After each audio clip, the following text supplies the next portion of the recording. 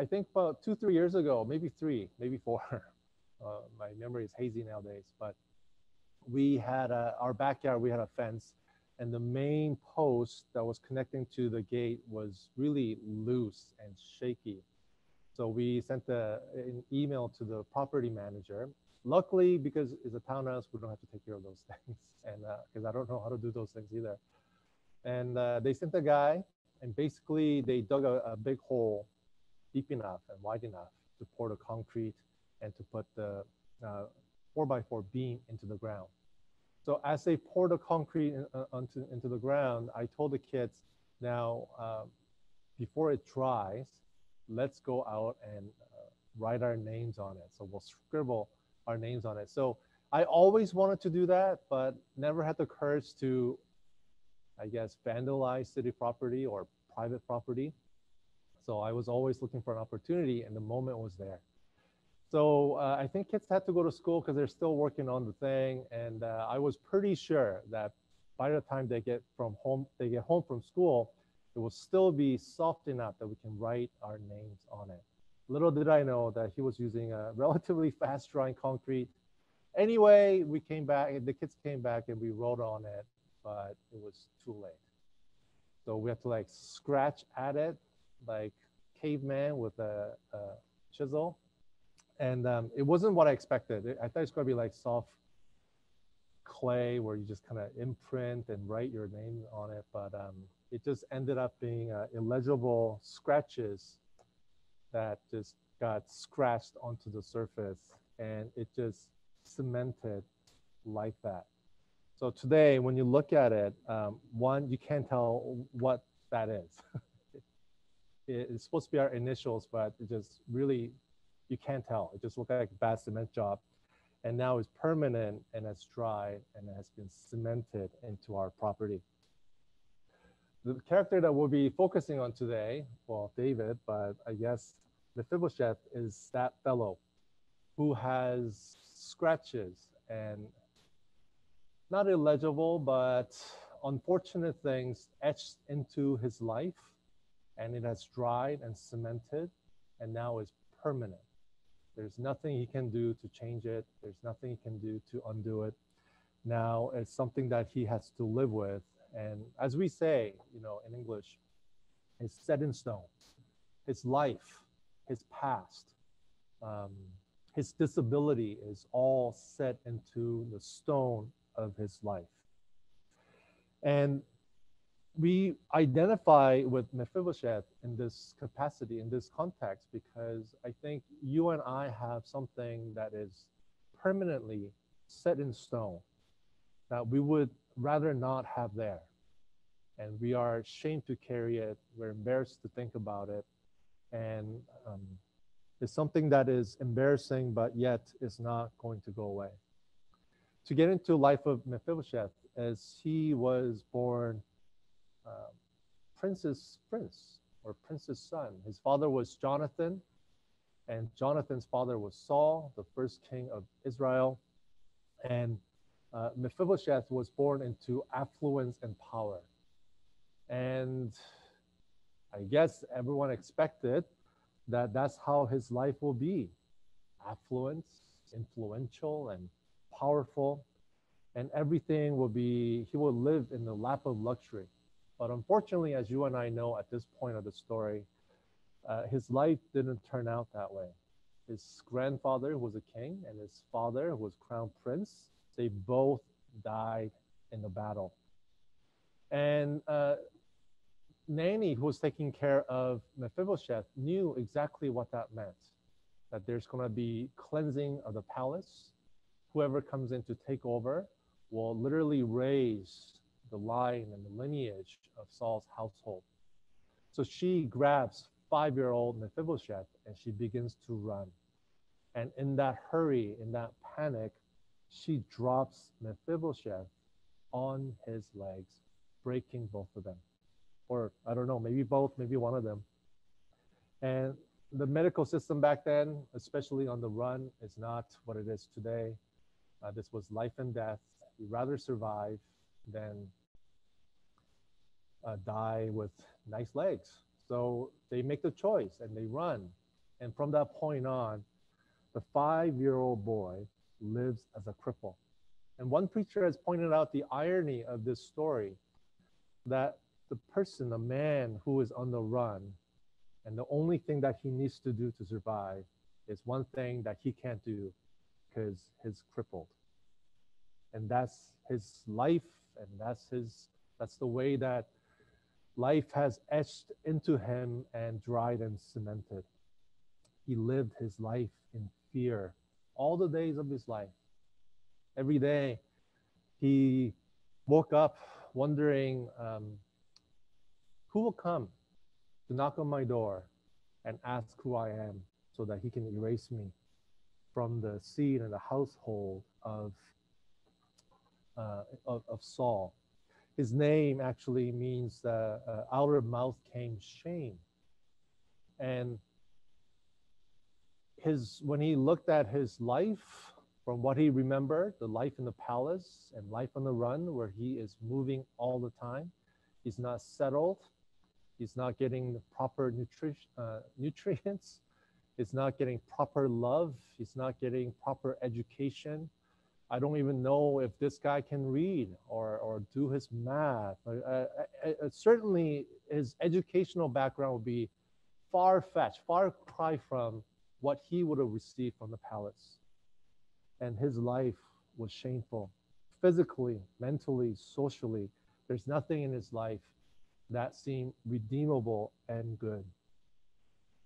To make the matter worse, in his body flowed the blood of King Saul. There's nothing he can do about that. That's who he is. And he lived his life in that way.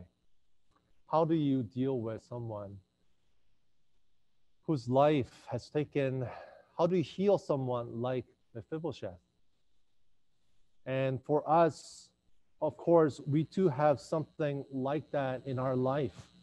And maybe you're lucky enough where your life just continued in the palace, and there's nothing that is bad and nothing that is shameful, and you're proud of yourself. And when you compare your life to everyone else, it just seems like your life is good.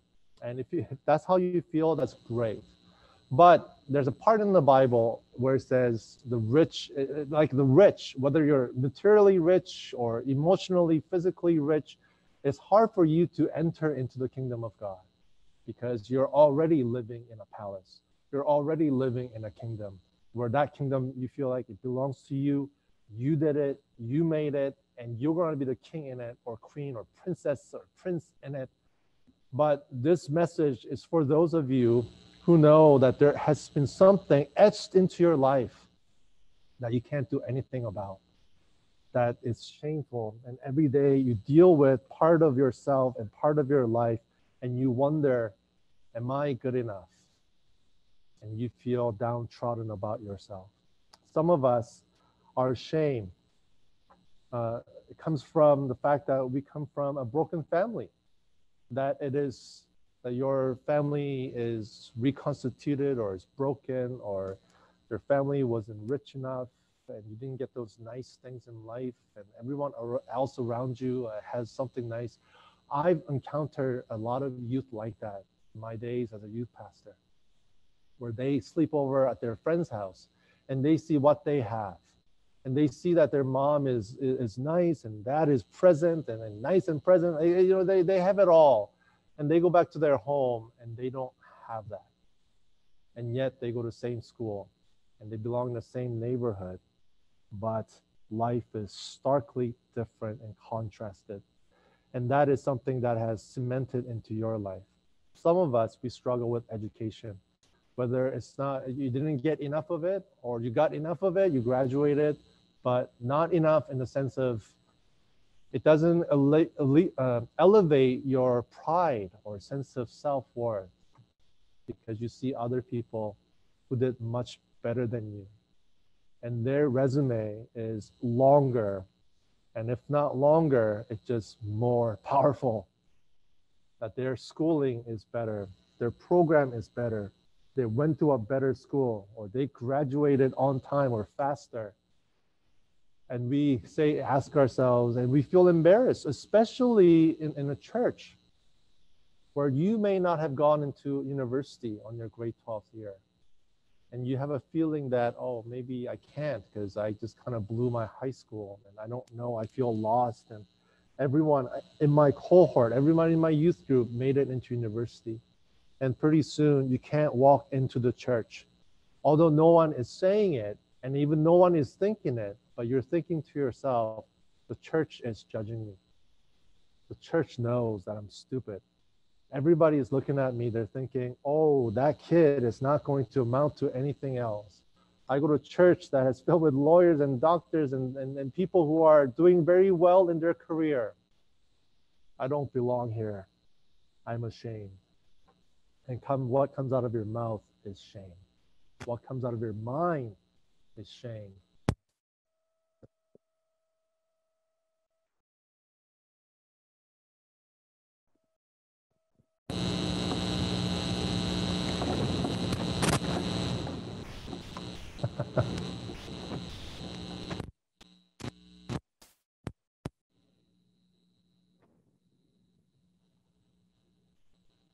Back up just a little bit. We're good? Yep. That's good. Thanks, Joel.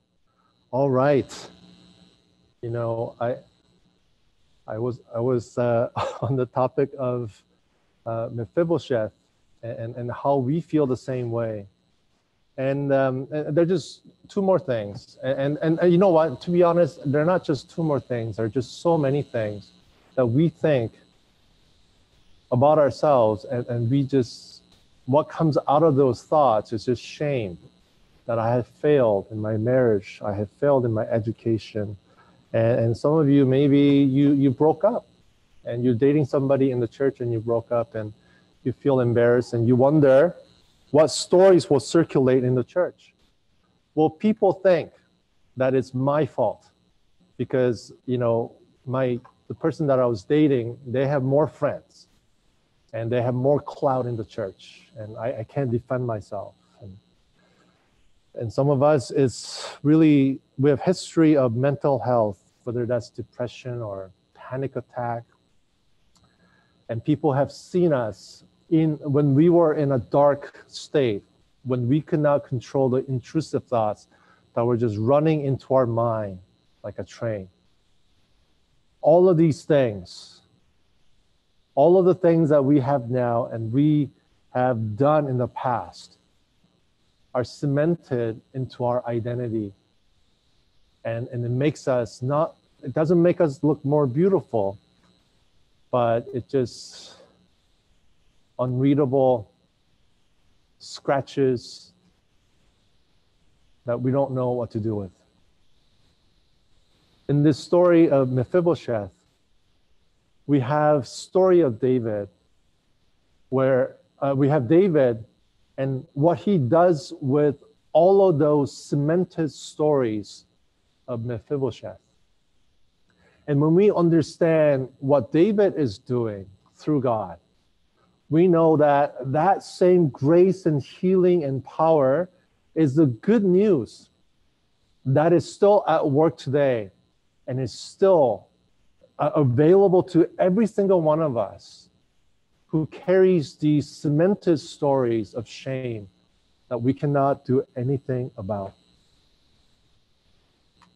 We can simply look at this story and we say, oh, Mephibosheth, his wealth was restored. So he doesn't have to run around anymore. He has a house. And this is not just like, oh, he got some nice fat pension for his life. David restored all of Saul's property and his wealth. Do you know what that means? He received king's ransom. He received king's wealth and all of his power. He received tremendous amount of blessing. And in that, it's not just that he got a lot of money back that was owed back to him, but in that giving, David is restoring his identity as the royal blood. Previously, his blood was the blood of a treasonous king, crazy, paranoid king who just squandered money and his resources so that he can kill one person, David, out in the wilderness. But now, through the restoration of his wealth, it meant that his blood is no longer tainted, but is restored back into royal blood. It was red, scarlet in sin, now is blue with redemption.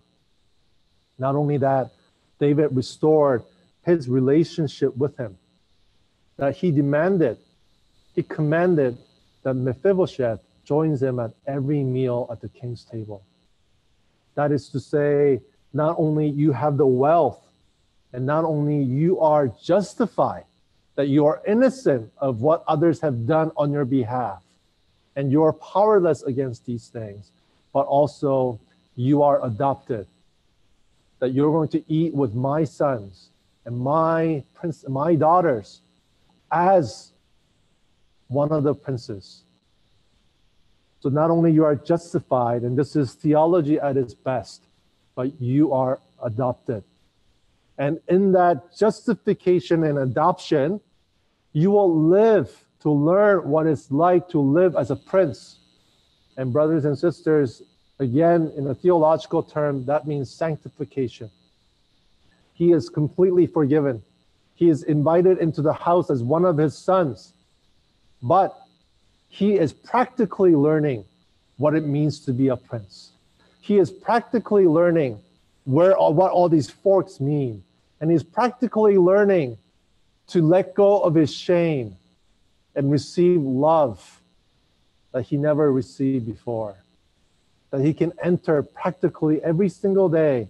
Oh, I can go into that banquet hall. I can go into the palace without a single fear. Before, I used to run and walk. I didn't even face the direction of the palace. But today, not only do I face the direction of the palace, I enter into the deep inner chambers where I eat with the king and his sons as co-heirs of what the king has given to his children. And this is a gospel message, that God restores all the spiritual and mental and emotional wealth unto our life. That he did not withhold any single coin from what he wants to give to us. And he is giving it to us freely, liberally. And that we need to practically learn that this is ours. That every day we must walk into his banquet hall and remind ourselves what it means to live as Christian, what it means to live as a disciple, and what it means to live as his daughter and his son. This is the gospel message, that your justification and your adoption into his kingdom was immediate, but your sanctification, your process of becoming a disciple will take some doing, and it will take practice.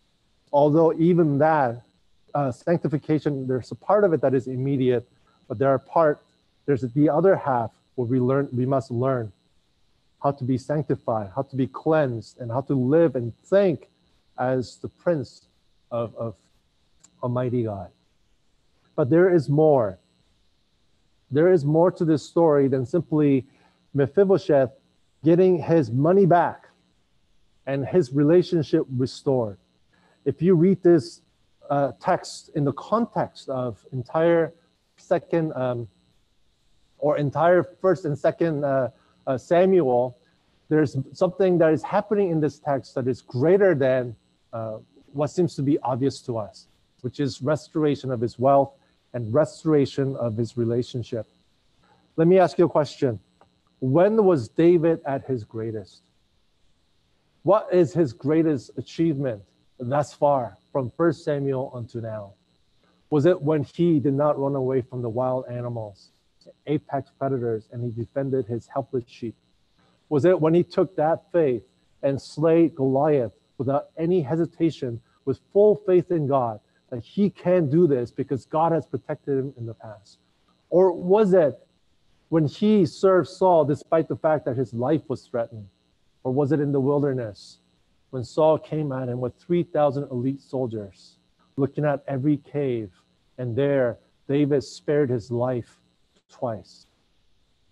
Was it when he heard the news of Saul and Jonathan's passing, that he did not get up and start dancing and say, yes, I can be the king. I can be a king in this nation. God has blessed me. God is going to make me wealthy and famous. No.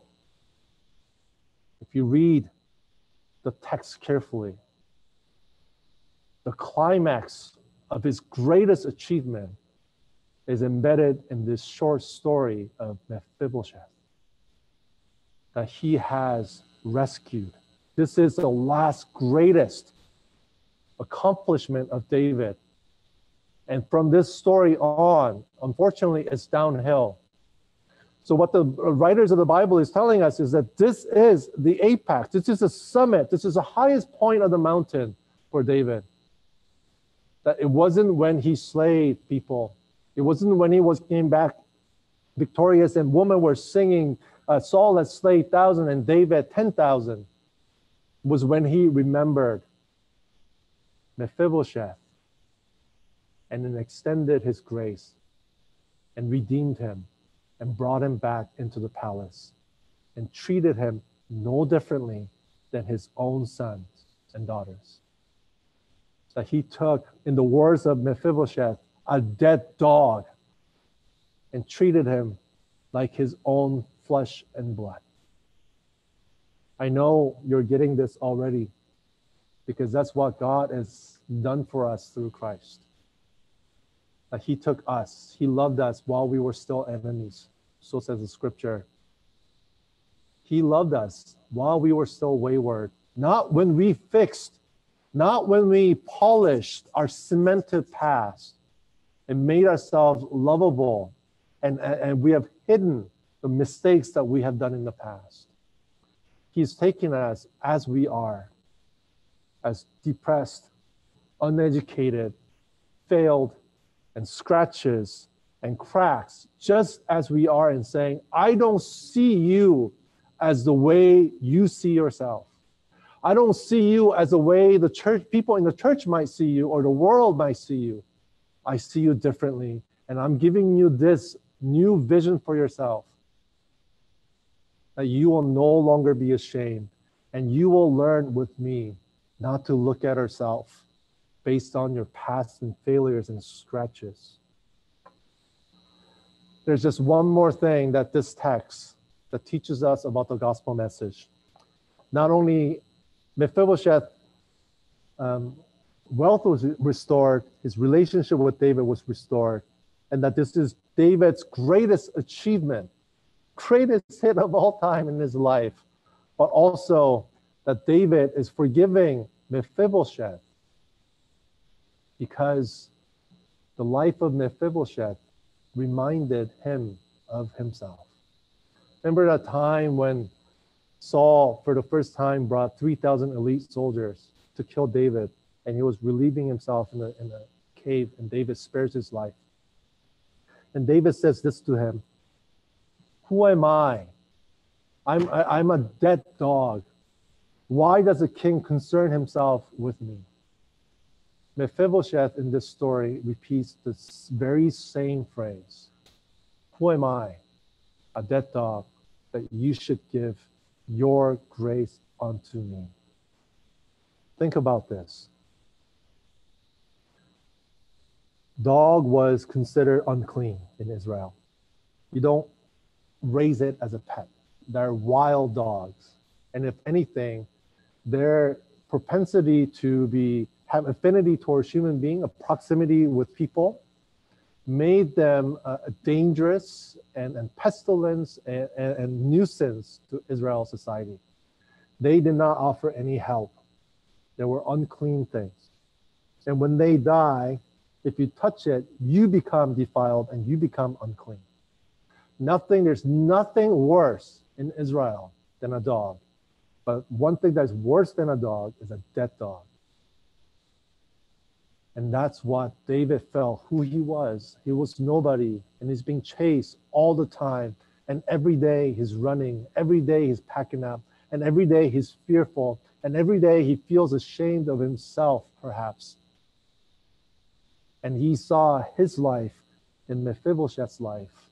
And when he saw that life, he wanted to make sure that he doesn't experience that life. and he experiences life, which he always wanted to have, and now which he can offer to him. Doesn't this remind you of the incarnation of Christ?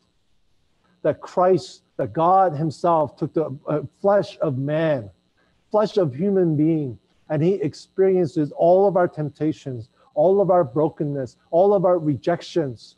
And he had to fight through all those things to remain pure and righteous before God. That he fought through all the shame upon the cross.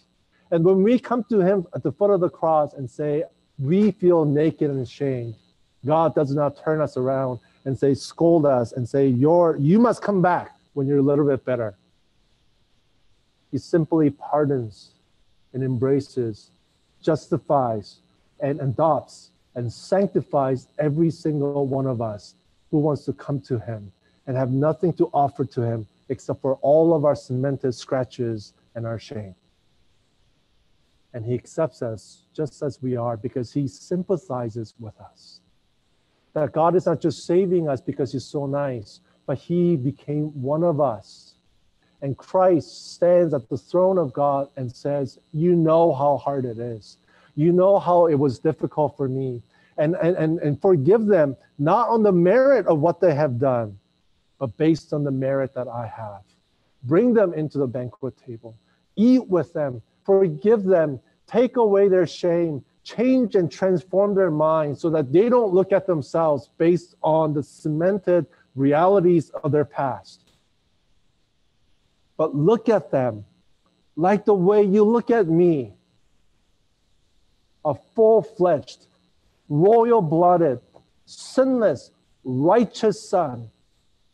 See them as co-heir of what you have given to me, peace and rest, righteousness, justification, sanctification, all those things give to them, for you have given them to me. This is the gospel message. We are not product of cemented past, that we are no longer ashamed. And people cannot look at me or look at you and say, you come from a broken family. You didn't go to the same school. You're not mentally you don't have the mental fortitude. You had depression. You had a mental breakdown. You had panics, and you're not good enough. We're saying you are absolutely right. There's nothing I can do about my broken, crippled legs. That's cemented. That's not going away. I can't travel back in time and erase those things that have taken place. All those things, you're right, it's cemented. But I have found God who took away the shame from my cemented life and took that block of cement and used it as a cornerstone. That he didn't discard it, but he has elevated it and made me not ashamed of myself, gave me rest, and I no longer have to judge myself based on what I have done in my past and what I possess now. Here's what I would like you to think about. One, maybe just good enough that you meditate on the grace of God, that you are invited into his banquet table every single day. But here's the thing, you must hobble into his banquet table.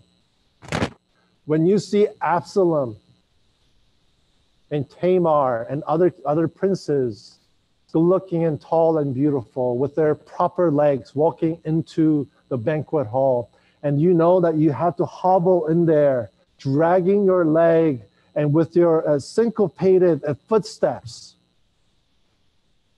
you must walk in every single day. Don't live your life where you are invited into the banquet hall, but you say to yourself, but what if other people look at me? But I don't like it when I walk this way. I'm ashamed. Imagine Mephibosheth, every dinner table, he's only eating vegetables and what is just in front of him because he's ashamed and embarrassed. Am I entitled to this meat? Can I actually eat this roast beef? Am I allowed to have second serving because I am crippled? No, I think Mephibosheth walked into that table every day with his draggy feet, with his crippled legs, and he ate and enjoyed the fellowship with the king and others around the table. But in order for you to do that, I'm going to connect you to prayer. I want you to really go for walks. Turn off your car when you come home and sit there for 2-3 minutes. When you get off from your bus stop or your subway and you're walking home, meditate. And I want you to make that part of your life, because that is what's practically get you into the banquet hall. And you ask the king himself and say, and tell the king yourself, I'm ashamed of myself. And here's why. Your grace is not enough for me. And really what I'm trying to do, and as you talk and you pray like that and meditate through that, what you will finally admit, and you have to admit this yourself with all sincerity, you will admit to yourself, I am trying to define myself. Your grace is not bigger than my past. Your blood will not wash away the scratches of my life. I don't have faith in you. I don't trust you. And that's where I am, God, today. But will you help? Will you give me peace and rest so that I can walk into you? Get me off of this thing where I define myself, where I have to, I'm basing who I am today based on my straight legs and straightened mind and my education. Get me off of this thing, God. And only you can get me off. But please, get me off. Care for me. Help me to hear your voice. Help me to let go so that I may experience your greatest accomplishment. That I may trust in Jesus Christ, who incarnated himself to sympathize with me, who experienced and thought everything I'm going through. And he has become righteous and he came victorious to give that to me free of charge. Pray, meditate, get it into you. Don't be lazy. Don't make excuses for yourself and say, I don't have time, but I have kids. Get the gospel into you so that you can offer it to somebody else like David. He lived a life of Mephibosheth. He lived a life of shame. He was a dead dog himself, and he lived that life, and he gave someone else grace and covenant, mercy. If we can get this gospel into us, we can give it to somebody else. Get healed up. Get off your train. Get healed up and give this gospel message to somebody else. Do not give up worshiping together and gathering together to worship God and honor him for the gospel message, for that he has taken our shame away and that we finally have peace and access to all the spiritual wealth. We owe worship to him. We owe our acknowledging of this fact, gathering together as a family, gathering together at this banquet hall that God has prepared for us. And we acknowledge it together, and we want to invite others into that table. We want more people hobble into our church. We want more people hobbling into the banquet. We want broken people to come. We want the poor, uneducated people to come, because that's who you are. Now, we were nobody, and we were lost, and we were always defining ourselves through our own means. But now we know the gospel, that we are justified, we are forgiven, that the blood in us is no longer our blood, but the blood of Jesus Christ. And we want to share this with people any way possible. Get the gospel message into you. Find ways to meditate, pray, and come before the Lord with sincerity. Don't do a simple, I am Christian, I think I am Christian, therefore I must be Christian. Get into the banquet hall and taste the riches for yourself. That words of praise will flow out of you without anyone prodding you to do it.